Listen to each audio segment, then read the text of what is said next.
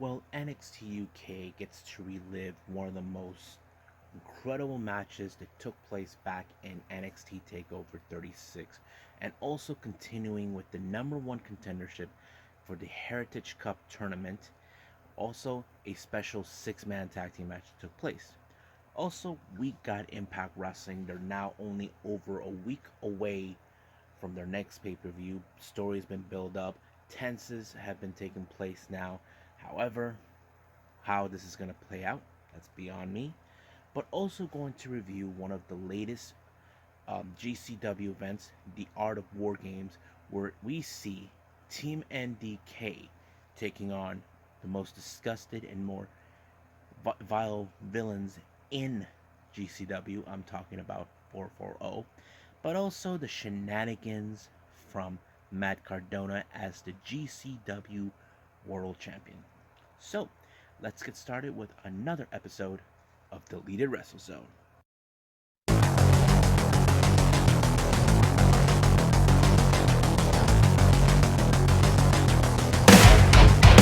Are you ready? Get up, get up! Get up, get up! Get up, get up! Get up, get up! Get up, get up! Get up, get up!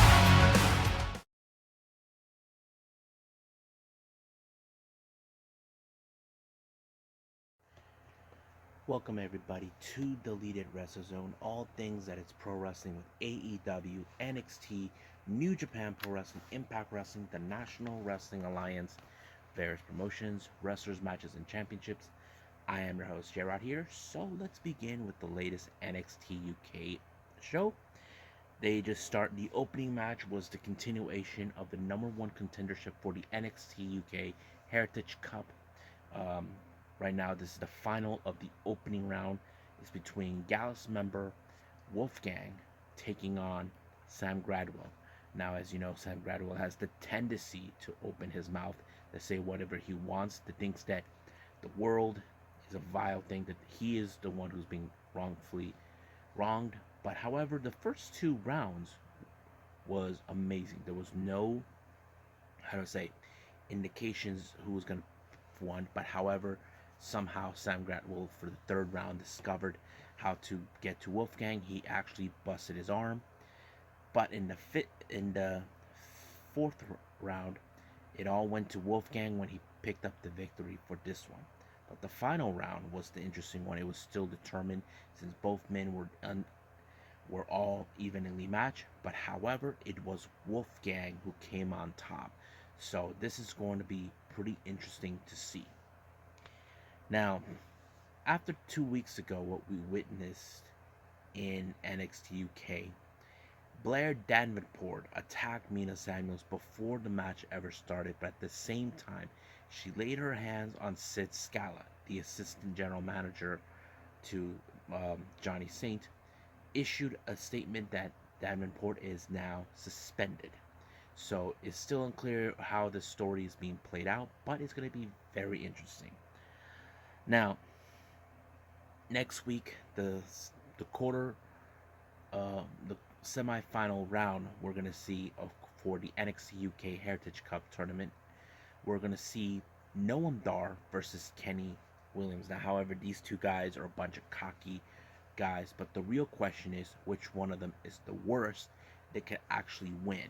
Now, Noam Dar, he views Kenny Williams as the cockroach, which is okay, it makes perfect sense, but I'm right now a bit biased because they're both heels, but at the same time, they found ways to ensure they win their matches. That has always been clear to me.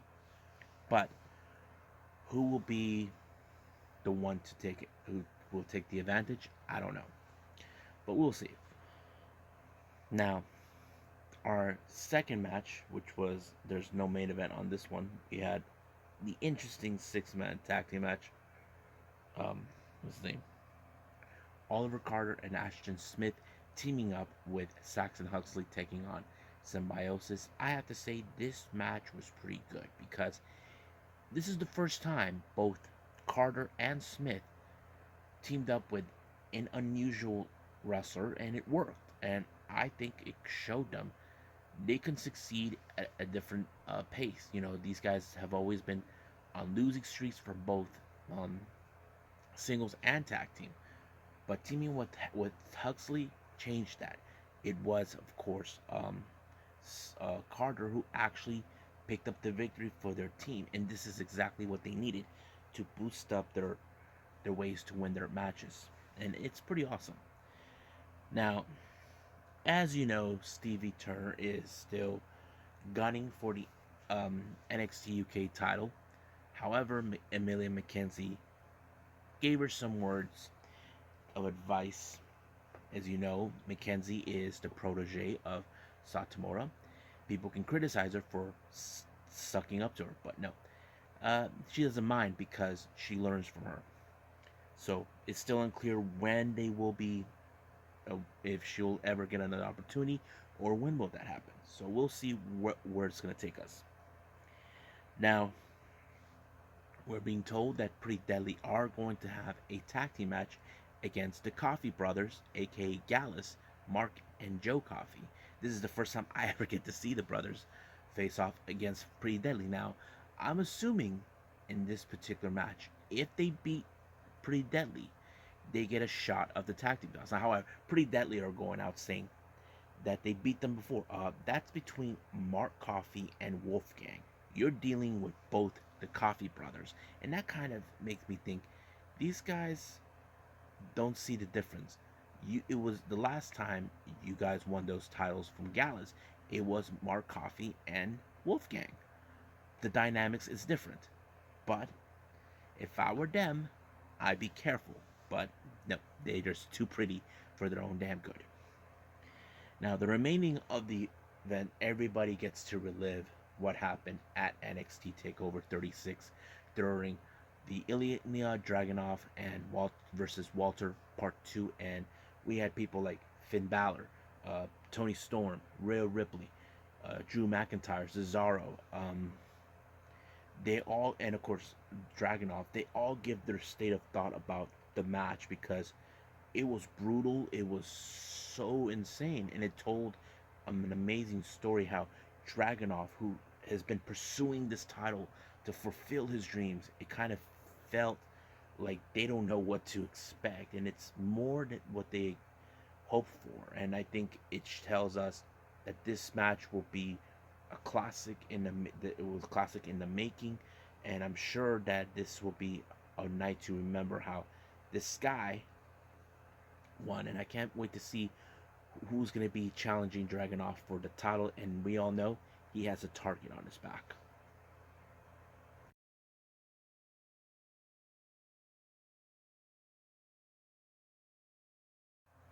Well, as I said earlier, Impact Wrestling are now almost over a week away from one of their latest pay-per-views taking place with all these storylines. As you know, we got the Impact World title on the line between champion Christian Cage and challenger Ace Austin, and many other things are going to take place. Now, the opening match, we have Tasha Steelz along with Savannah Evans taking on Decay's Rosemary and Havoc. Now, this match is becoming more of a new storyline built up. As you know, Tasha Steelz turned her back on Kiera Hogan, and now she recruited Savannah Evans to take her place. But the match was pretty good. It showed a lot of character that Rosemary is still in top of her game. But however, after winning the matches, Tasha Steelz and Savannah Evans stole the Knockouts tag team titles to prove that those titles belong to them. Now the real question is, will they ever get back? It was already been foretold that they will put those titles on the line against Tasha Steelz and Savannah Evans. Do I think they're going to drop the titles? I don't know. Only a Mean the Miracles could take place. Now, as you know, with there was an interview by Ace Austin. As you know, he is the number one contender to take on Christian Cage. However, he decided to give himself like a little warm-up match against him. So he approached D'Amore and set up a 10-man tag team match. So it's going to be him and Fulton and 3 others. So the person he got is someone that hates Christian, and that is the so-called most professional wrestler. Yeah, so he accepted the offer. Now, we have seen in recent times how the Violent by Design have been on losing efforts, and they're trying to reinvent Rhino to rebaptize them or whatever into the purity of change, due to the fact they want to be back to the dominant side and prove once again that the world doesn't belong to us, it belongs to them. So that's the story they're building up. Now we got the next match, the Bunkhouse Brawl match. This one was between Good Brother member Carl Anderson along with Doc Gallows and Rich Swann. I have to say, what an amazing match. It showed a lot of character with Rich Swann. Keep in mind, Swann and Willie Mack do have a shot of the Impact Wrestling Tag Team titles, but however, the Good Brothers will not tolerate these guys being the team that will have to face them. Now, I think, in my personal opinion, for that match, it would take place possibly in Bound for Glory because it is one of the biggest pay per views and it's taking place in Las Vegas, Nevada. But the match itself was great. Rich Swann held his own, but it was still not enough until he got put through a table by Carl Anderson and he picked up the victory. Now, after the events of what took place in NWA 73, Mickie James has finally spoken what happened.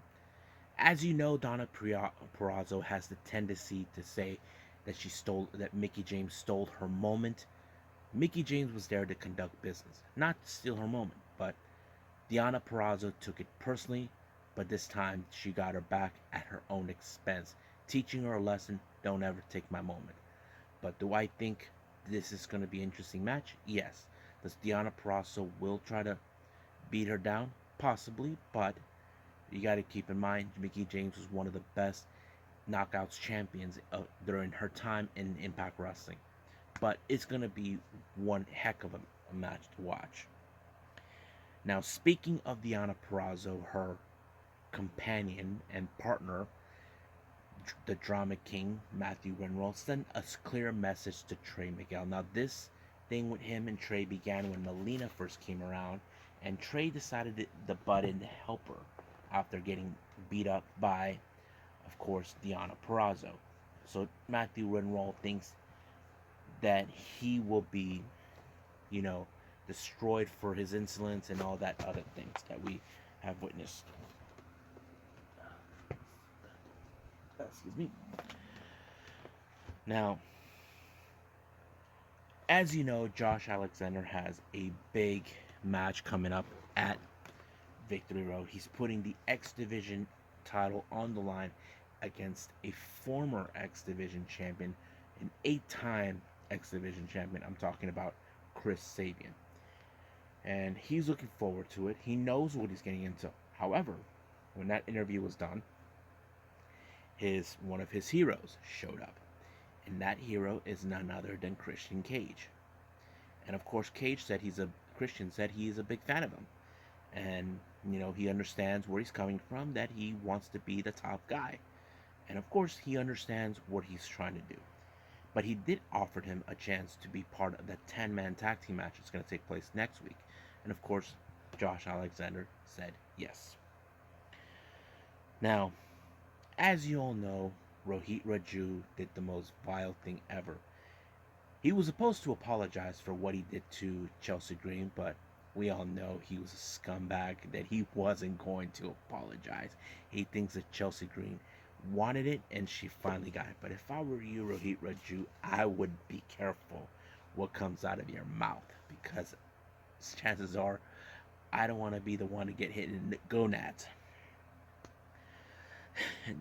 Now, next match we have Chris Bay versus David Finlay. Now, this mystery is still going on after the attack between Juice Robinson and backstage. Now, the one person that the commentators say, could it be Chris Bay who attacked Juice Robinson? I mean, look, it is a possibility. Chris Bay is a member of Bullet Club. Bullet Club are known to do that. I get it. It's like that. But the match was pretty well. Chris Bay did a phenomenal job, but it was still not enough because Juice Robinson showed up. Now, however, They may have picked up the victory, but it's Chris Bay who gets the last laugh. Unaware to them, the 7-foot monster, Hakuleo, showed up, dissolved both Juice and David Finlay, and then Chris Bay put the chair on his ankle, wiping him out. Now, the real question is, was it Hakuleo who attacked him? It has to be. Did Jay White send him under his orders to help Chris Bay? I would say yes. But now it's been revealed for Victory Road, it's going to be a tag match between both Finjuice and Bullet Club members, Chris Bay and Hakuleo. So this is going to be a fun, interesting match to see. Now we get to the contract signing between both Josh Alexander and Chris Sabin. Now this is a very well anticipated match. However, we all know Josh Alexander is in Team Task for next week, but also Christian approached someone who he also knows, and that is Chris Sabin, who he's worked with in the past, and of course, Chris Sabin accepted the offer. But the real question is, who will be the next two to join his little fun group? In the meantime, we go to Swingers Palace. As you know, this is one of those, Johnny Swinger, it takes bets. TJP, Follow Ball, and No Way actually showed up. TJP placed a bet on Macklin against Petey Williams. But however, No Way Jose started saying things, and Follow Ball kind of put him under the bus, and they both were banned. But however, TJP did state that he needed them for something else. Now that match, but however, unusual thing happened. Kimberly and Brandy Lawrence showed up. I'm like, are they trying to take the Swinger Nets to be part of the brides? I don't know. But if I was Alicia, run. Now, the match we expected is Steve Macklin versus Petey Williams. It was a good match because we were seeing Petey Williams. He was getting back on a high horse. He was doing everything right. But however, it was interrupted by the conga line set up by TJP. Because of this, it actually cost them the match, and this was payback for what happened. You see, a while ago, Macklin was on a match against TJP. TJP was saved by Petey Williams, and he did not ask for his help. He took an offense, but now this time it's like he cost him the match. So do we think this is going to be an interesting feud? Yes, definitely. Now, Eddie Edwards, as you know, he got himself beat up by two gigantic men. We're talking about Moose and W. Morrissey. But Sami Callihan, who did not show up to help him this time, Eddie and Sami had their feud for a long time, for who knows how long people can remember. But however, Christian Cage showed up and asked them both to be part of his team next week.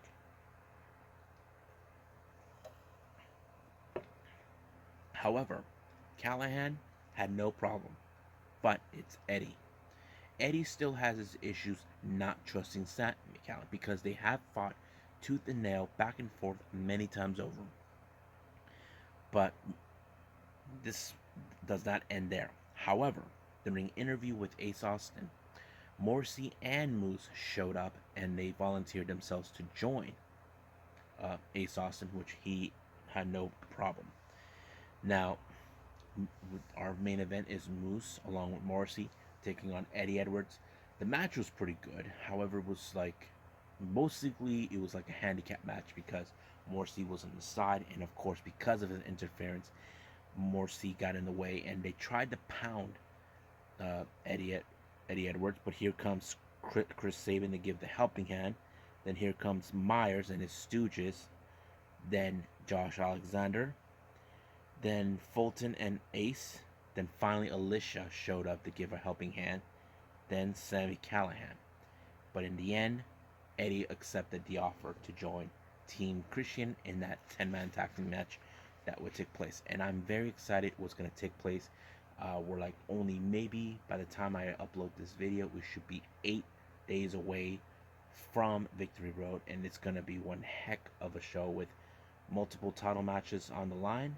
But we'll see how it's gonna take place.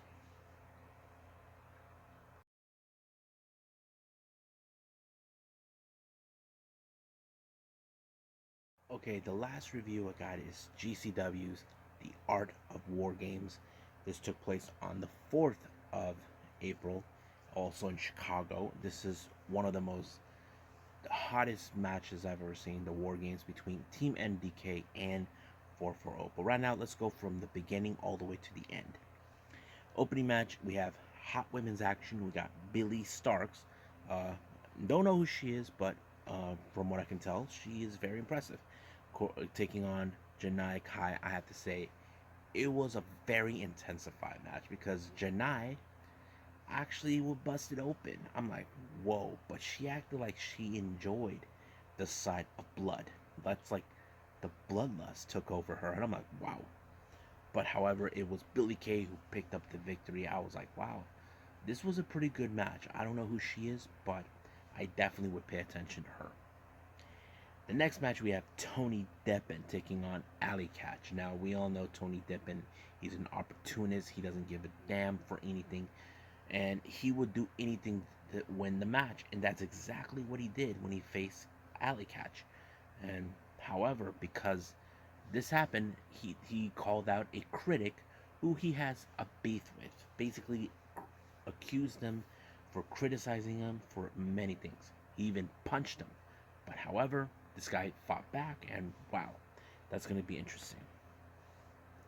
Now, this next match is a two-ring ladder scramble fuckfest match.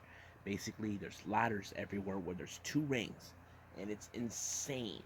We had guys like Yoya versus Nick Wayne versus Jake Landers versus Shane Mercer versus Dante Leon versus Ninja Mac versus Jordan Oliver. I have to say this was the most intensified. Now, this match had one of those crates that we see on social media where these people put up like the crate challenge. You had Ninja Mac and of course Dante Leon, but however Shane Mercer ruined that for everyone. I'm like, wow. But it was a really good match, but I was so happy with the result that Ninja Mac actually won. I'm like, wow. Ninja Mac is one of those wrestlers you definitely got to pay attention a whole lot more than you possibly could imagine. Now we get to the one match we wanted to see, War Games. Team MDK taking on 440. Starting for their matches, we have, of course, Gregory Irons from 440. We just saw him get beat up not too long at Guilty Conscience. And for Team MDK, we got Effie. It started out very great, and then until we got more build up, we have Acticus, Eddie Only, Second Gear Crew, Mansworn, all of that. But however, Ricky Shane Taylor was stupid enough to come out and lock himself in the cage to ensure that no one gets in. He wants to win this one at any necessary to bury Nick Cage. However, it did not go to that way. But I think the moment that we can all talk about, it's what Mance Warner and Matthew Justice did. They tossed him off one of those areas and he landed hard. And I love it how the commentators were cursing out Petey Williams, RSP for the kind of vile creep that he was. And it's so classic. But however, it was Nick Gage who ended, and by the end of this, 440 should be on their way home back to Ohio, licking their wounds, thinking they had everything under control. But no. So Team MDK won this particular match. Now the next match is for the GCW World Title. Now I can say, and I can speak not only for myself but for GCW fans, there's always that one guy you don't want in your turf, and that person was Matt Cardona. When he beat Nick Gage for he's been not challenging the right competitors. He wants to win it easily so he can hold on to it. So the person that volunteered was Frank the Clown, and it was very disappointing for the fans. And of course, because he won the match, here comes G Raver and the Druids.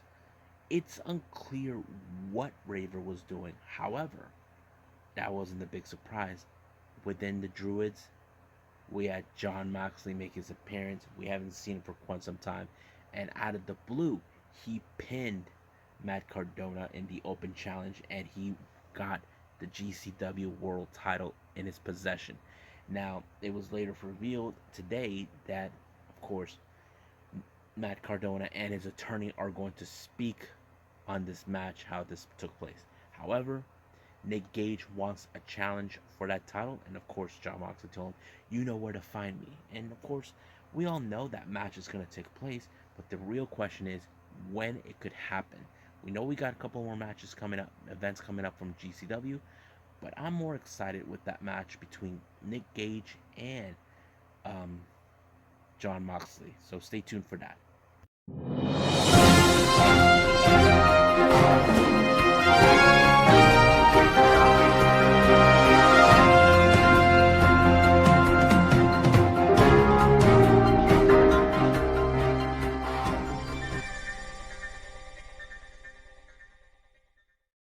Okay, so we got some news updates. I did not mention this earlier in the video, but I have to do it. First up, we got Ring of Honor have just acquired 3 new acquisitions. These are the female acquisitions. We have the Prodigy Roxy, Miranda Arrays, and Max the Impaler. I have to say this is a good addition. We know they're trying to build up their women's division, and I'm excited for them for taking that step. Um, I have to say they picked the right girls. Roxy, I heard great things from her. Seen many of her matches. Miranda Elise, same thing. Maxine Paler, man, she's a beast. Now, the next thing we have is Tony Khan is now in talks with Lio Rush about his AEW return. If you guys recall, last year in this Double or Nothing, Lio Rush made his debut as the Joker for the Casino Battle Royale, and he was very impressive. And I think many fans will love to see Lio Rush. Now, it's still unclear if he's going to accept it or not. We do know recently he's been making appearances with New Japan Pro Wrestling. He was supposed to have retired due to a busted ACL, but don't know what's the intent, but hopefully we get to hear more of this soon. Now, this is an embarrassment for many WWE fans. It's now been foretold. AEW beat WWE Raw in the 18 to 49 demographic ratings. And I have to say, this is unbelievable. Even though they're not head to head, some of you WWE loyalists could say all this, that's impossible. Well, it is possible. So here's what it was foretold from what I got from the Wrestling Observer. AEW got 1.319 million views. It went up to 26% the last time they checked. However, WWE Raw was a different story, 681 views. So basically, the ratings could be a little different from what I can tell. So I'm excited that AEW managed to pull this off, and they're here for the long haul. Now, if you may or may not have heard recently, WWE are not happy with what Mick Foley did. He put out a warning video about their status, how AEW is now becoming the promotion that many wrestlers want to go. Now, according to Fightful Select, Sean Sapp, he got the source from someone, but refuses to acknowledge who this person is due to the fact that many of the WWE reps are not happy with Mick Foley, how he's portraying this. But to be honest with you, it is the truth, and it's hard for many WWE loyalists to hear this from a legend like him. But it is what it is. And finally, after the recent loss by Minoru Suzuki, he and his longtime friend and once member of Suzuki-gun, Lance Archer, issued a challenge to Moxley. Now, this is going to be great. I can't wait to see this. It's going to take place at Dynamite, and it's going to be fun to watch. Well, I hope you guys enjoy this episode, me reviewing, of course, Impact Wrestling, NXT UK, and the latest GCW events. Coming up, we got AEW Rampage, which is going to be a good event taking place. We even got 205 Live with more women's action coming up again for a second time in 2 weeks. New Japan Strong are going to throw out their LA Dojo Showcase number 2, which I'm excited to see what the LA Dojo Young Lions have right now, who is in it, and how what else we can expect coming from them.